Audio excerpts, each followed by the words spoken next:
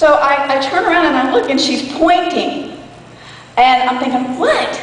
And she's saying Jace and Joe. Well, Jace is a children's pastor's name. And I couldn't really hear her. I'm deaf in my right ear. The traffic was loud, and there was a big distance between us. And so I did what we typically do when you don't hear what somebody says. You pretend like you do, right? And so I pretended like I heard what she said, and I said, oh, Jace and I, we joke around all the time. And she gave me this look, and she went ahead and got in her car, and I went ahead and headed to the children's building where me and Jace had a great conversation. And I turned around to walk away, and I hear him laughing behind me. At this point, I'm catching a clue. Does anybody else here have a clue what happened? Okay, see, you paid attention to the details of where I was when that door knocked. You know exactly what happened, right?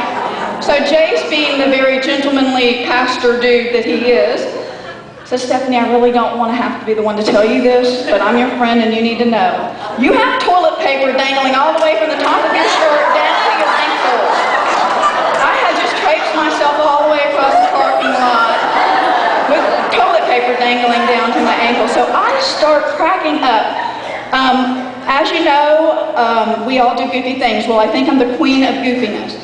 And so I kind of chalk that up as a stupid Steph trick. So I go into the bathroom, I de-toilet paper myself. I head back to the office, and on the way there, it hits me. Cheryl. Cheryl was trying to warn me.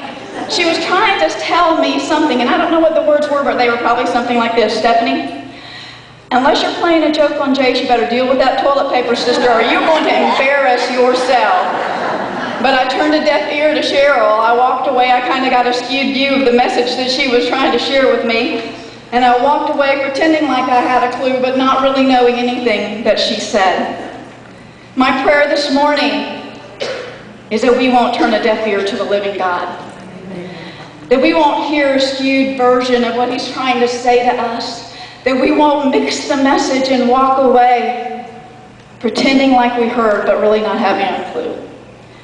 May we tilt our hearts toward heaven this morning and say, speak, Lord, for your servant hears. Will you say that with me? Speak, Lord, for your servant hears. Let's